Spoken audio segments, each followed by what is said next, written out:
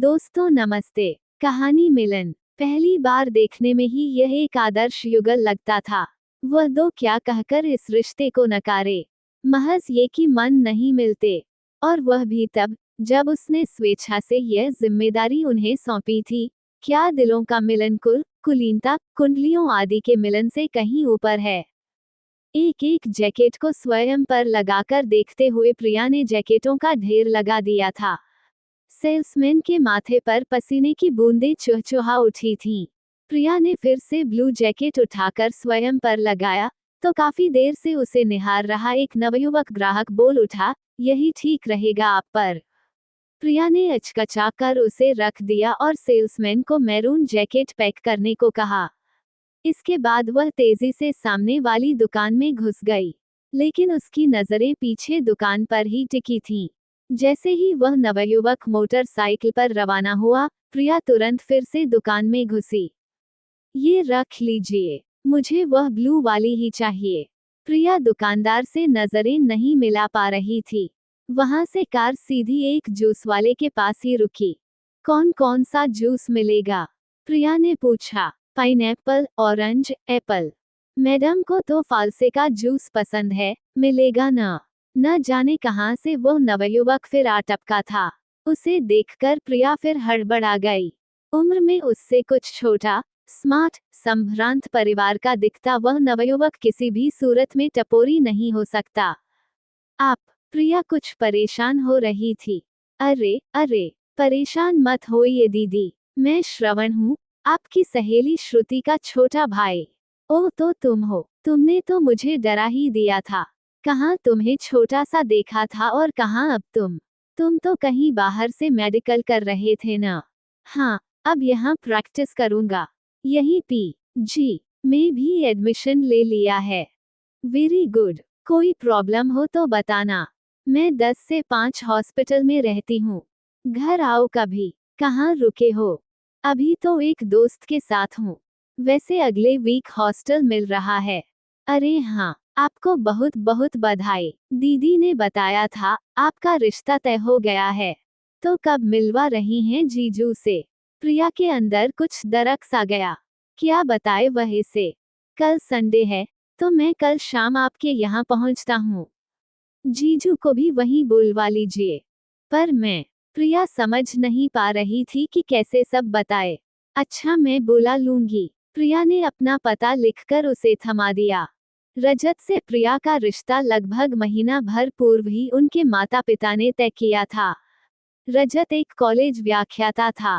प्रिया आरंभ में पढ़ाई में और फिर मरीजों में इतनी व्यस्त रहती थी कि उसने अपने लिए जीवनसाथी के चयन की जिम्मेदारी अपने माता पिता को सौंप दी थी। प्रिया की अति व्यस्तता देख उसके माता पिता ने सोच लिया कि बेटी के सुखी घर परिवार के लिए एक गैर डॉक्टर जीवनसाथी ही उपयुक्त रहेगा। रजत उनके मापदंड पर खरा उतरा था। प्रिया को भी वह ठीक ही लगा और इस तरह बात तय हो गई। संयोगवश दोनों के माता पिता एक शहर में थे, तो वे दोनों दूसरे शहर में। चूंकि दोनों एक ही शहर में थे, तो सप्ताह में 1-2 मुलाकात हो ही जाती। काफी वक्त साथ गुजारने के बाद भी न जाने क्यों प्रिया को लगता था कि वो और रजत एक नदी के 2 किनारे हैं, जिनका मिलन संभव नहीं है। न उन्हें पिक्चर में लुत्फ आता था, न डिनर में। घड़ियां देखते, इधर उधर के औपचारिक वार्तालाप में समय गुजारते हुए अलग हो जाते। अलग होते वक्त भी न दिल में विदाई का गम होता, न अगली मुलाकात की उत्कंठा। वो रजत में प्यार तो क्या, एक दोस्त भी नहीं खोज पा रही थी। शायद ऐसा ही कुछ रजत के साथ भी था। दोनों अपने अपने खोल में सिमटे रहते। कभी कभी प्रिया को लगता इससे तो दोनों साफ साफ बात कर अपने संबंध विच्छेद कर लें। लेकिन किस आधार पर? दोनों सुदर्शन, सुशिक्षित, सुसंस्कृत संभ्रात परिवारों से थे। पहली बार देखने में ही यह एक आदर्श युगल लगता था। वह क्या कहकर इस रिश्ते को नकारे, महज ये कि मन नहीं मिलते, और वह भी तब जब उसने स्वेच्छा से यह जिम्मेदारी उन्हें सौंपी थी। क्या दिलों का मिलन कुलीनता, कुंडलियों आदि के मिलने से कहीं ऊपर है। इसी उहापोह में इतना वक्त गुजर गया था और अब प्रिया को लगने लगा था कि इस मामले में ज्यादा देरी ज्यादा मुसीबत खड़ी कर देगी। लेकिन माता पिता को अपना निर्णय सुनाने से पूर्व एक बार रजत से बात करना जरूरी था।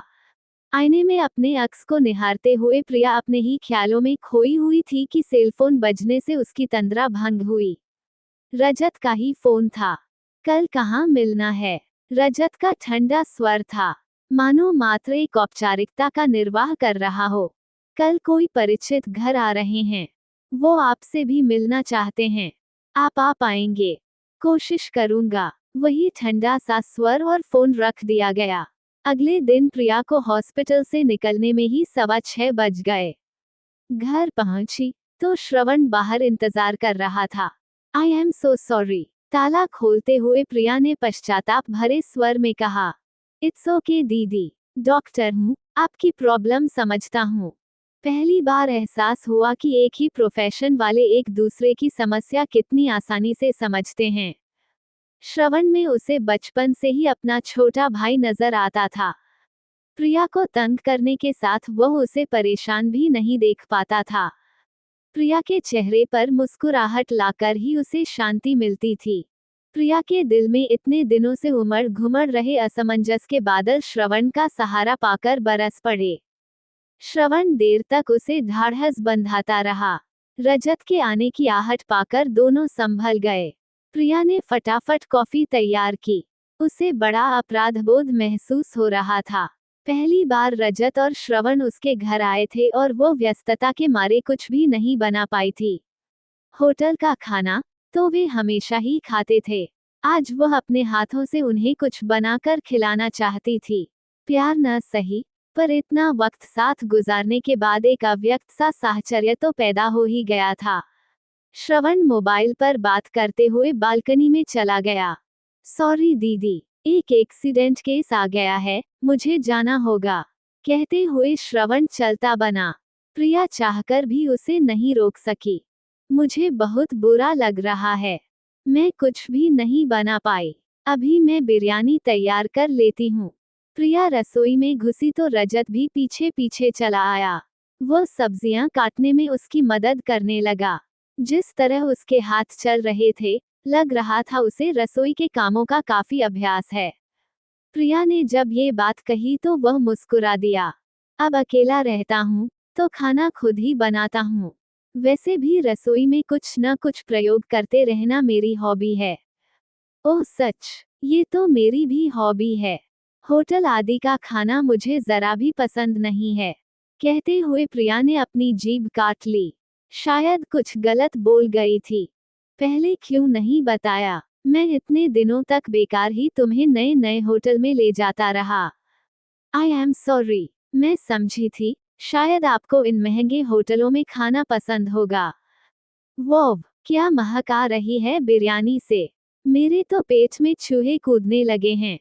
आप चलिए टेबल पर, मैं थोड़े पापड़ भून लाती हूँ। अरे, तुम्हें कैसे पता चला कि मुझे बिरयानी के संग पापड़ पसंद हैं? क्योंकि यह मेरी पसंद है, प्रिया ने हंसते हुए कहा। दोनों ने जमकर बिरयानी का लुत्फ उठाया। स्वादिष्ट खाने के साथ चटपटी बातें भी चलती रहीं। कुछ मीठा मिलेगा? खाना खत्म करते हुए रजत ने इच्छा जाहिर की। प्रिया ने फ्रिज खोला। आइसक्रीम और केक रखा था। उसने चटपट फायर एंड आइस डेजर्ट तैयार कर डाला। वाह, आज जैसे खाने का मजा जिंदगी में पहले कभी नहीं आया। अरे, बाहर तो बहुत सुहाना मौसम हो रहा है, खिड़की से झांकते हुए रजत चहका। चलो टेरेस पर चलते हैं। प्रिया रजत का हाथ थामकर टेरेस पर ले गई। चांदनी छटा बिखरी हुई थी और मंद मंद बयार चल रही थी। गमलों में गुलाबों की खुशबू फिजा में नशा सा घोल रही थी। दोनों देर तक बैठे बातें करते रहे।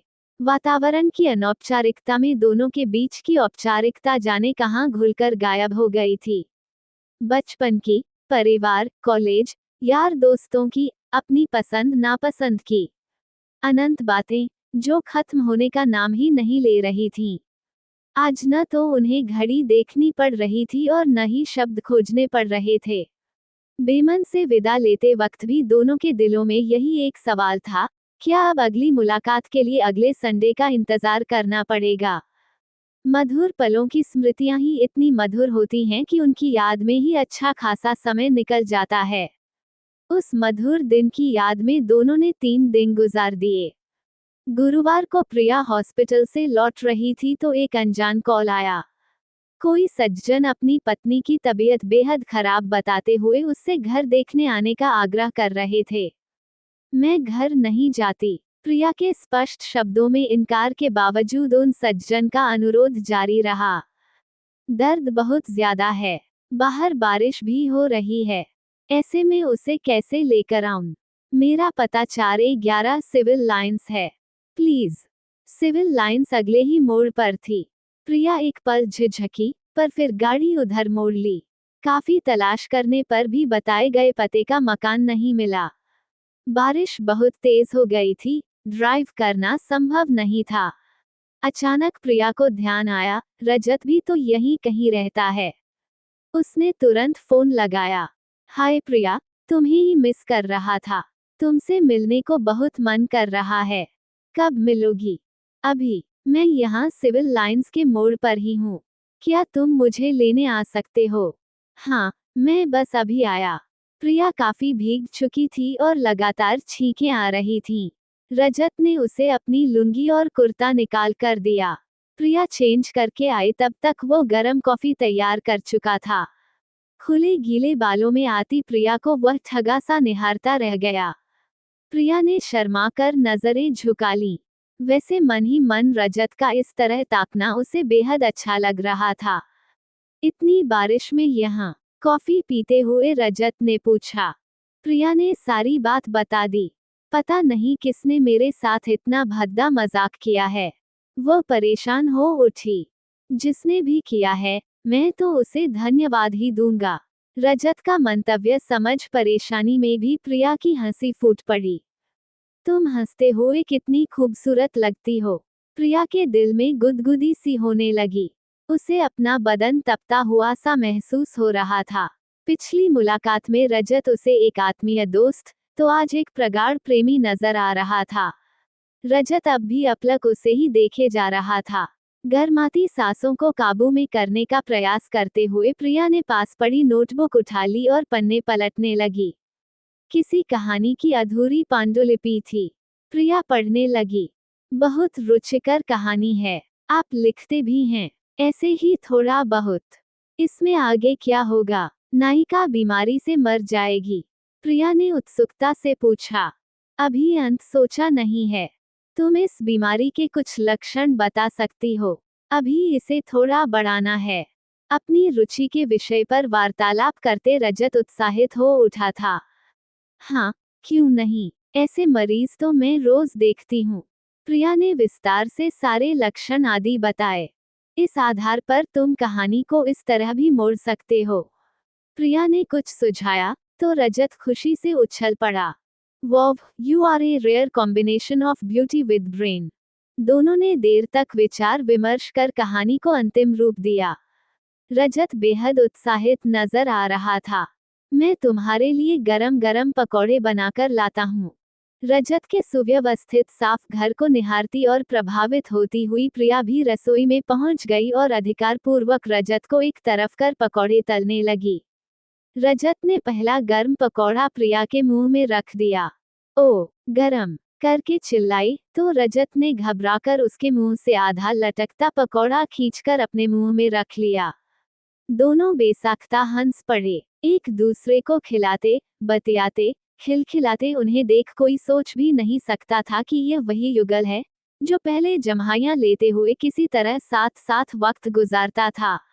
अंत में रजत ने स्पेशल तुलसी अदरक वाली चाय बनाई और दोनों अपने अपने कप लेकर बैठक में आ गए। प्रिया, इन 2 मुलाकातों में मैंने तुम्हें जितना जाना और समझा है, उसके बाद से मैं तुम्हें बेहद प्यार करने लगा हूँ। झूठ नहीं कहूंगा, इससे पूर्व शायद मैं प्यार शब्द का मर्म ही नहीं जानता था। या शायद मैंने ऐसा कुछ कभी महसूस ही नहीं किया था। हाँ रजत, मैं भी ऐसा ही कुछ महसूस कर रही हूँ। तुम, आप, नहीं, तुम ही कहो। तुम मुझे बेहद अपने लगने लगे हो। दिल हर वक्त तुम्हारे साथ की कामना करता है। अभी कुछ क्षण पूर्व मकान न मिलने पर मैं बहुत घबरा गई थी, लेकिन अब तुम्हारे संग मैं बहुत सुरक्षित महसूस कर रही हूँ। भावावेश में बहती प्रिया ने हौले से अपना सिर रजत के सीने पर टिका दिया। रजत ने उसे बाहों में समेट लिया। बाहों का दायरा कसने लगा तो प्रिया को होश आया। अब मुझे चलना चाहिए, रात गहरा रही है। मैं तो तुम्हें कभी जाने के लिए नहीं कहूंगा, यहीं रह जाओ, थोड़ा सा इंतजार और कर लो बस। कसकर एक दूसरे का हाथ थामे दोनों नीचे कार तक आए। हाथ छुड़ाते वक्त दोनों के चेहरों पर विरह वेदना स्पष्ट उभर आई। कार के दृष्टि से ओझल हो जाने तक रजत वहीं खड़ा उसे निहारता रहा। कुछ ही दूर अंधेरे में खड़े श्रवण के मुख पर स्मित मुस्कान खेल उठी। मिलन के इस खेल का सूत्रधार वही तो था।